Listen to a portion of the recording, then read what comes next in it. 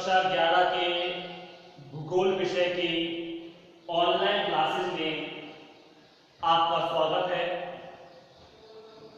पिछले वीडियो में हम धरातल के गर्भ से उत्पन्न होने वाली एक आकस्मिक घटना के बारे में जानकारी प्राप्त कर चुके हैं।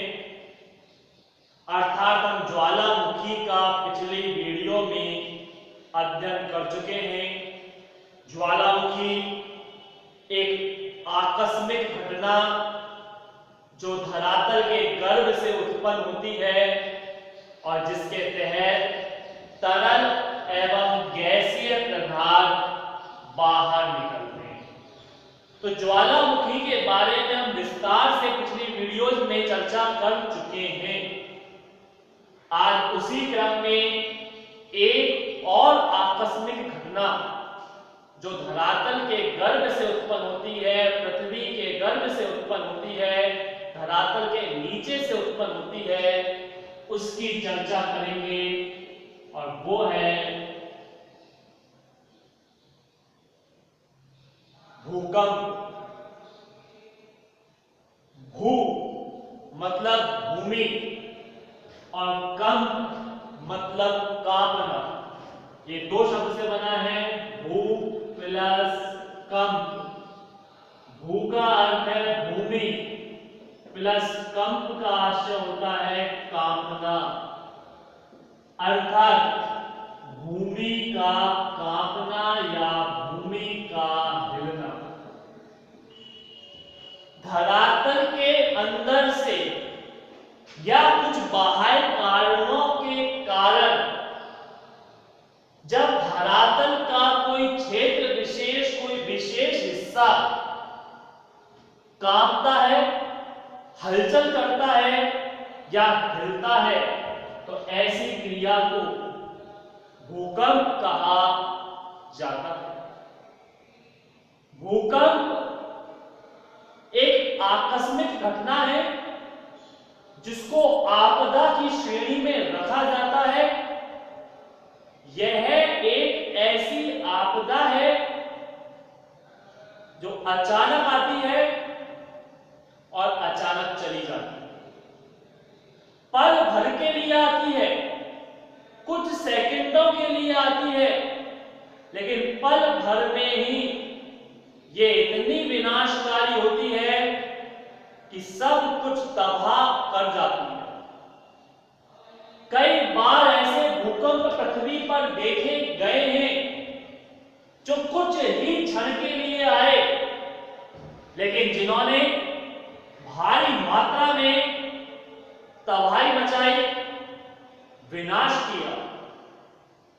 26 जनवरी 2001 का आया ऐसा ही एक भूकंप था जो गुजरात के कच्छ भुज इलाके में आया था, जिसने भारी तबाही मचाई और लगभग 1 लाख लोग इससे प्रभावित हुए। अर्थात ये एक ऐसी घटना जो अतिशीघ्र आती है, अचानक आती है और अचानक चली जाती है। हम इतने विकसित हो गए, लेकिन आज भी हम इस घटना के बारे में जानकारी नहीं जुटा पाए या यह विकास नहीं कर पाए कि भूकंप कब आएगा। इस तकनीक को विकसित नहीं कर पाए कि भूकंप आने का एक निश्चित समय कौन सा है, कि इस टाइम को भूकंप आएगा। हाँ, ये तो बता सकते हैं कि भूकंप आएगा, इस क्षेत्र में आने की संभावना है, लेकिन कब कुछ नहीं कह सकते। हो सकता है अभी जस्ट अगले ही पल मैं बोल कर चुकूं और भूकंप आ जाए। हो सकता है आधे घंटे बाद, हो सकता है महीने, 2 महीने, 6 महीने, साल भर बाद, और हो सकता है 10 साल, 20 साल गुजर जाए, भूकंप ना आए। लेकिन अगर आपने देखा होगा कुछ समय से, अगर आप अखबार पढ़ते हो, न्यूज देखते हो, तो कुछ समय से भारत के अंतर्गत भूकंप के झटके बार बार महसूस किए जा रहे हैं। हालांकि उनकी तीव्रता बहुत कम है।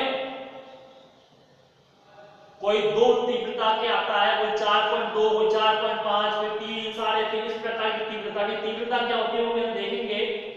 इस तीव्रता के भूकंप आ रहे हैं, लेकिन हम इस चीज से कतई अनजान नहीं रह सकते कि कोई भारी भूकंप नहीं आ सकता। हो सकता है अचानक से एक भारी भूकंप आ जाए जो भारी मात्रा में विनाश रचे और सबको समाप्त करके चला जाए। तो भूकंप एक ऐसी आकस्मिक घटना है जिससे पृथ्वी का एक क्षेत्र, हो सकता है वो क्षेत्र छोटा हो और हो सकता है वो विशाल क्षेत्र हो, उसमें हलचल उत्पन्न होती है, वो कांपता है और विनाश लीला को रचता है। तो भूकंप के बारे में जाना, आइए चर्चा करते हैं भूकंप के बाद। भूकंप को नापने के लिए सिस्मोग्राफ नामक एक यंत्र होता है, भूकंप मापी यंत्र, सिस्मोग्राफ। भूकंप मापी यंत्र को सिस्मोग्राफ कहते हैं। इस सिस्मोग्राफ पर एक स्केल लगा हुआ होता है, रिक्टर स्केल, और इस स्केल पर 0 से लेकर 12 तक के अंक लिखे हुए होते हैं।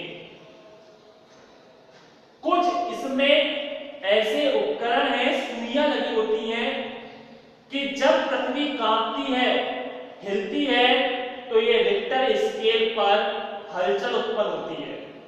और उसमें जिस तरह से आपने देखा होगा फिल्मों के अंतर्गत अस्पतालों में दिखाया जाता है दृश्य कि कोई व्यक्ति वार्ड में भर्ती है, उसका इलाज चल रहा है, एक कंप्यूटर स्क्रीन, एक मॉनिटर रखा हुआ होता है, डॉक्टर उसका इलाज करते थे, फिल्मों में बहुत होता है ऐसा, इलाज करते रहते हैं। और आपने देखा होगा एक रेखा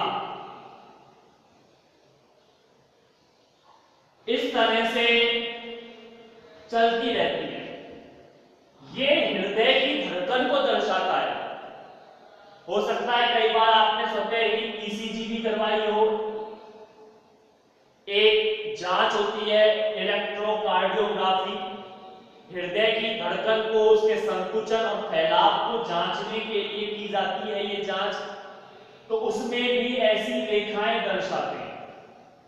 तो जो मैं कहना क्या चाह रहा हूं, स्केल लगा हुआ होता है, स्केल में 0 से लेकर ऐसे अंक लिखे हुए होते हैं। जब भी भूकंप आता है तो यहां लगी हुई सुई हिलती है और इस तरह से उसमें एक आरेख बनता चला जाता है। उसके बाद जो हाईएस्ट यहां देखा जाती है, समझे बात को, उसका आकलन किया जाता है और ये कहा जाता है कि भूकंप इतनी तीव्रता का आया है। आप देखिए इस रेखा में हाईएस्ट रेखा यहां पहुंच रही है, 6 और 5 के बीच में, 5 और 6 के बीच में 5.5, तो हम कह सकते हैं कि भूकंप की तीव्रता कितनी है, 5.5 की। अब इनसे और क्या मतलब होता है वो हम जानेंगे।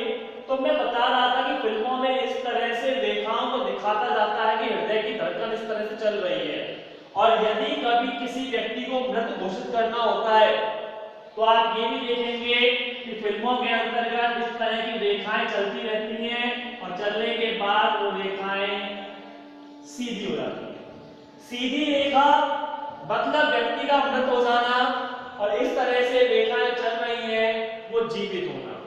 तो हालांकि हमें फिल्मों की जानकारी नहीं लेनी है, मैं आपसे बात कर रहा था रिक्टर स्केल की, सिस्मोग्राफ की। रिक्टर स्केल सिस्मोग्राफ में लगा हुआ एक स्केल है। ध्यान में दो विशेष चीजें कंपटीशन के लिहाज से या आपसे पूछी जाती है कि भूकंप मापी यंत्र को क्या कहा जाता है? सिस्मोग्राफ। और भूकंप का मापन किस स्केल पर करते हैं? रिक्टर स्केल पर करते हैं। यानी पूरे उपकरण को तो सिस्मोग्राफ कहेंगे और उस स्केल को कहा जाता है रिक्टर स्केल, जिसमें कुछ अंक लिखे हुए होते हैं और इन अंकों का मतलब क्या होता है जरा ये देखें। रिक्टर स्केल पर हर एक पिछले बिंदु से आगे बिंदु पर 0 से 1 से 2 से 3 और 4 इस तरह से हर पिछले बिंदु से अगले बिंदु पर जाने पर भूकंप की तीव्रता 10 गुना अधिक बढ़ जाती है। भूकंप की तीव्रता 10 गुना अधिक बढ़ जाती है। कैसे? मान लीजिए 0 की बात करें, चलो 0 को तो छोड़ेंगे, 0 पे भूकंप आएगा ही नहीं। हम 1 की बात करें, 1 पर जो भूकंप आया है उसकी तीव्रता 1 गुना है। 1 गुना मतलब हम ये कह सकते हैं, सपोज कीजिए हम इस तरह से ताली बजाकर देखें कि समझाने के दृष्टिकोण से बता रहा हूं खाली कि भूकंप आया जिसकी तीव्रता 1 है, तो उसकी तीव्रता को ताली के हिसाब से देखें तो धीरे ताली बजे, बस ऐसे। अगर तीव्रता 2 होगी तो इस ताली की जो आवाज आएगी वो 10 गुना अधिक होगी तीव्रता, जोर से अपन देंगे। और यदि 3 तीव्रता का भूकंप आता है तो उसकी तीव्रता उससे भी 10 गुना। कैसे? 1 गुना, फिर यहां पर 10 आ गई, अब 10 का तीव्रता 10 गुना कितनी हो गई? 100, फिर 100 के बाद 1000, 1000 के बाद 10,000, 10,000 लाख, इस प्रकार से 10-10 गुना तीव्रता बढ़ती चली जाती है। 4 और 4.5 4.5 तक जो भूकंप आते हैं वो भूकंप सामान्य माने जाते हैं, ज्यादा इनसे विनाश नहीं होता। मकान हिलते हुए दिखाई दे सकते हैं, पंखे हिलते हुए दिखाई दे जाएंगे, आपको अनुभव हो जाएगा। 4-4.5 की तीव्रता में ज्यादा भूकंप का नुकसान नहीं होता है। लेकिन जैसे जैसे बढ़ते चले जाते हैं भूकंप उतना ही विनाशकारी हो जाता है और 8 की तीव्रता पर भूकंप सर्वाधिक विनाशकारी होता है। इतना विनाशकारी होता है कि सब कुछ बर्बाद कर देता है। बड़ी बड़ी इमारतें गिर जाती हैं, बांध टूट जाते हैं, सड़कों में दरारें नहीं तो खाइयां बन जाती हैं, सड़कें फट जाती हैं, पेड़ गिर जाते हैं, इमारतें गिर जाती हैं, कई बार इमारतों में आग भी लग जाती है। अब आप कहेंगे भूकंप से इमारतों में आग कैसे लगी? इमारतें गिरती हैं तो शॉर्ट सर्किट उत्पन्न हो सकता है, और शॉर्ट सर्किट हुआ तो बिजली के अंतर्गत, वायर के अंतर्गत आग लग जाती है जो भारी विनाश लेकर आती है। 26 जनवरी 2001 को जो भूकंप आया था उसकी तीव्रता लगभग 7.3 थी, जिसमें लगभग 1 लाख लोग प्रभावित हुए थे। कुछ समय पहले उत्तराखंड में भी भूकंप आया। दिल्ली जो हमारा क्षेत्र, राजधानी क्षेत्र है, दिल्ली के मध्य नीचे वैज्ञानिकों ने पता किया है कि दिल्ली के नीचे एक ऐसा ही सेंटर बन रहा है, एक केंद्र बन रहा है जिससे कभी भी भूकंप आ सकता है। आए दिन भूकंप आ रहे हैं, वो छोटे मोटे भूकंप आ रहे हैं, लेकिन वैज्ञानिकों ने चेतावनी जारी की है कि कभी भी एनसीआर क्षेत्र, नेशनल कैपिटल रीजन, अर्थात दिल्ली और दिल्ली के आसपास के क्षेत्र में एक ऐसी ऊर्जा संग्रहित हो रही है जो कभी भी विमुक्त हो सकती है, आजाद हो सकती है, और जिस दिन वो ऊर्जा विमुक्त होगी एक भारी भूकंप उत्पन्न होगा। लेकिन जैसे मैंने बताया, ये तो घोषणा कर दी गई, चेतावनी जारी कर दी गई है कि भूकंप आएगा, लेकिन हम अभी तक इतने विकसित नहीं हुए कि ये जान पाए कि भूकंप कब आए। तो सिर्फ चेतावनी जारी की गई और ये बताया गया है कि दिल्ली क्षेत्र के अंतर्गत एनसीआर क्षेत्र में एक बड़े भूकंप के आने की संभावना है। तो मैं बात कर रहा था रिक्टर स्केल पर कि हर एक बिंदु से अगले बिंदु पर हम जाते हैं तो भूकंप की तीव्रता 10 गुना अधिक हो जाती है। तो वहीं हर एक बिंदु से अगले बिंदु पर जाते हैं तो भूकंप से जो ऊर्जा निकलती है वो 31.6 गुना अधिक होती है।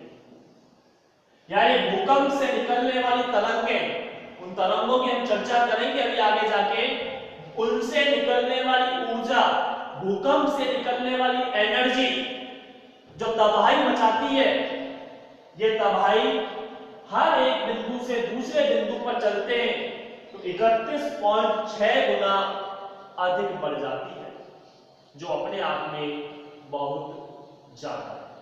तो भूकंप एक विनाशकारी घटना है जो अचानक आती है, आकस्मिक हुए, जो भारी मात्रा में तबाही लेकर आती है। आज के लिए सिर्फ भूकंप का परिचय ही काफी है। भूकंप से संबंधित कई और बातों की चर्चा हम आगामी वीडियो में करेंगे। तब तक के लिए धन्यवाद।